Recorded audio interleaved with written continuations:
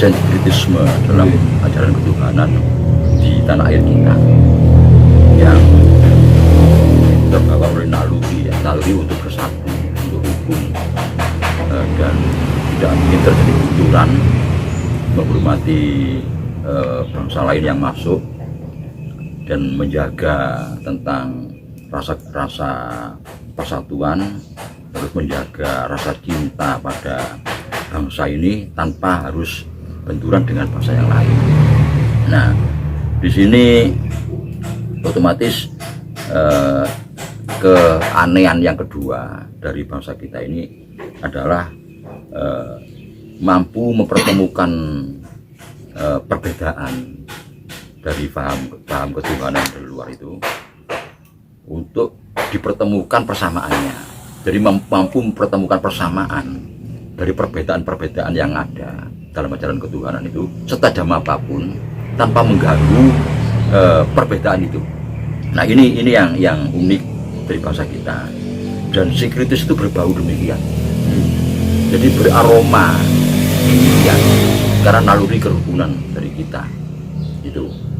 Nah, sebab kalau kita membaca kitab-kitab suci di agama kan disebutkan bahwa perbedaan itu rahmat.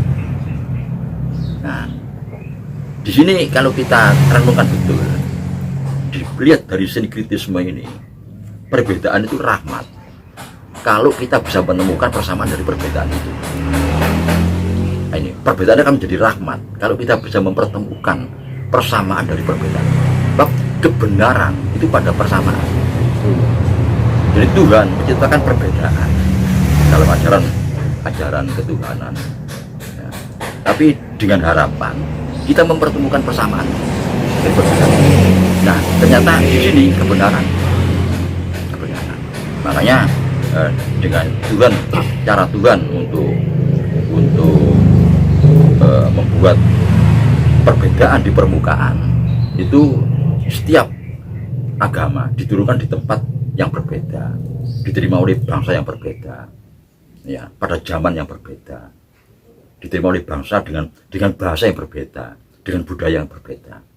Nah, dengan begitu maka di permukaan kelihatan berbeda, karena diterima oleh bangsa yang berbeda, pada zaman yang berbeda, ya, di tempat yang berbeda, ya, dengan bahasa yang berbeda, dengan budaya yang berbeda, sehingga bagaimanapun juga di permukaan itu akan nampak berbeda. Tapi bangsa kita tanggap, tidak mungkin Tuhan itu akan membuat perbedaan kalau tidak ada tujuannya. Apa tujuannya? Mempertemukan persamaan. Nah, untuk mempertemukan persamaan ini harus rukun kita. Tidak berusaha untuk menang sendiri, benar sendiri, merendahkan yang lain. Enggak. Kalau sudah sampai terjadi seperti itu, tidak bisa ketemu persamaan itu. Dan tidak ketemunya persamaan itu, maka akan terjadi perpecahan. Nah, maka di sini di mana rahmat dari perbedaan itu? Kalau kita tidak bisa mempertemukan persamaannya, malah petaka.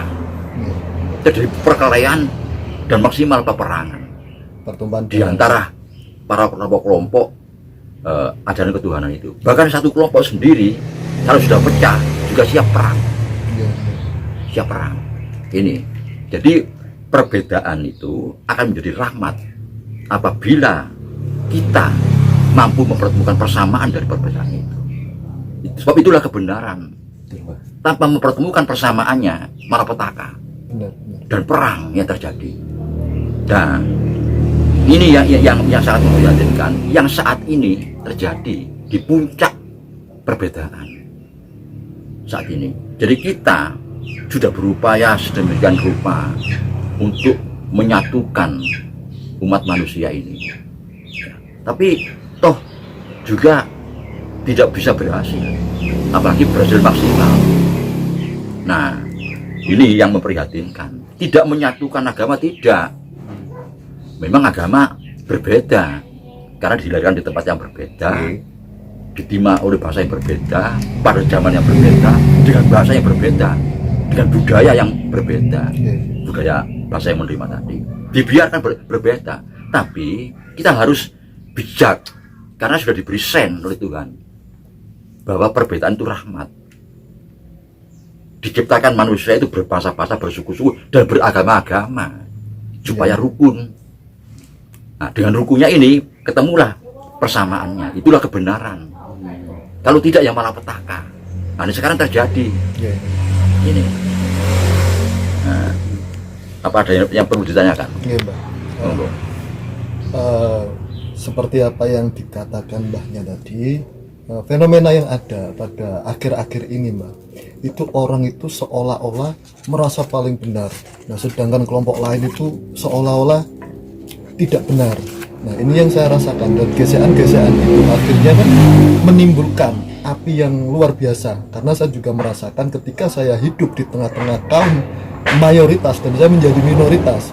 Nah, malah yang terjadi, permisi, ajaran yang saya anut itu kok malah seolah-olah toleransinya kurang. Sedangkan agama yang dianggap minoritas di sana itu sangat bisa memanusiakan manusia. Intinya seperti itu. Kamu bebas mau memeluk atau meyakini agama manapun, asal satu poinnya itu mereka tidak mengganggu. Nah, itu bertolak belakang. Sedangkan mayoritas religi di Indonesia itu malah tidak bisa seperti itu. Yang saya bilang, apa itu memang oknum-oknum yang sedang berjualan agama atau seperti apa, Mbak? Berkali-kali saya sampaikan bahwa itu sangat memprihatinkan. Oleh karena itu, kami tidak menebak tepatnya, kami tidak memastikan, cuma naluri kami berbicara sebagai bangsa Nusantara di bumi Nusantara, ya, bahwa musibah yang terjadi sekarang ini, ya, pandemi, ya, epidemi pandemi yang terjadi sekarang ini, COVID-19 ini, ya, melanda umat manusia akibat dari ini, dari perpecahan ini. Berarti efek dari perpecahan ini. Jadi di sini ada pertanyaan. Secara fakta, ya, manusia itu sama. Struktur, ya, mekanisme, sistem dari raga manusia. Partnya juga sama. Mulai dari bulu sampai tulang sumsum sama. Sama ya. Organ tubuh di bagian dalam, jantung, paru-paru, pencernaan sama. Sistem kerjanya sama.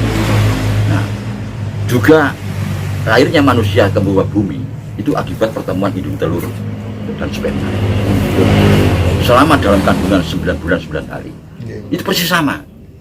Menginjak di bumi yang satu, minum air yang satu, ya, makan makanan yang satu, hirup udara yang satu, ya, punya indera yang sama. Kalau mati, jasad kembali ke unsurnya masing-masing, unsur bumi, udara, air, dan panas. Lantas ini fakta, tapi dalam kehidupan ini fakta manusia, ya, fakta keberadaan manusia.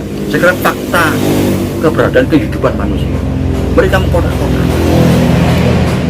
manusia ini dengan kotak baja yang tidak bisa ketemu. Benar itu, Mbak.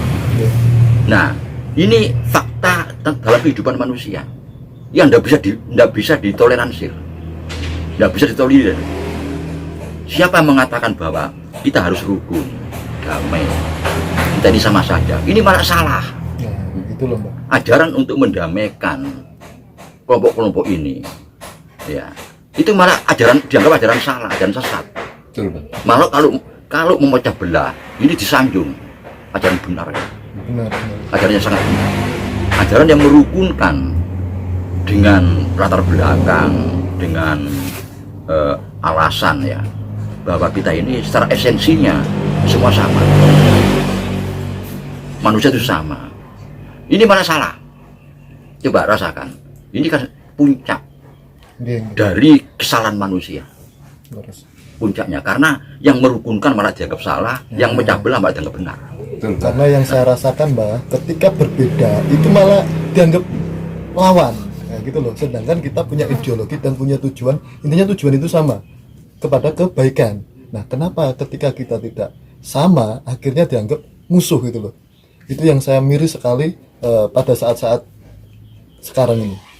Nah, itu jadi betul, Mas Adi, ya, betul. Yang terjadi seperti itu. Kalau sekarang kita tahu Amerika Serikat berhadapan dengan Cina mau perang, tapi mereka berpikir juga takut dosa. Betul. Ya, Takut kalau dia itu nanti terjadi perang sampai hancur dunia ini. benar. Mereka akan dicap sebagai generasi yang sangat berdosa dalam kehidupan manusia, dalam peradaban manusia. Sampai kelak terjadi perang nuklir, hancur semua. Akhirnya sisanya itu menjadi berantakan. Akhirnya tercatat dalam sejarah umat manusia. Pada masa ini, tahun 2020 ini terjadi perang Amerika Serikat dan China, dan akhirnya generasi yang berikutnya, generasi yang sudah hancur lebur. Terkena imbas dari peperangan. Tapi kalau perang agama apa? Mereka yakin tidak berdosa. Oh, gitu. Masing-masing tidak merasa berdosa, malah pahlawan. Masing-masing loh. Dan yakin kalau dia perang mati masuk surga. Dua-duanya. Nah, Kelompok agama yakin bahwa dia perang itu akan masuk surga kalau mati. kadang yang Kelompok saya yang A begitu, B juga begitu. yang saya lihat di lapangan, Mbak,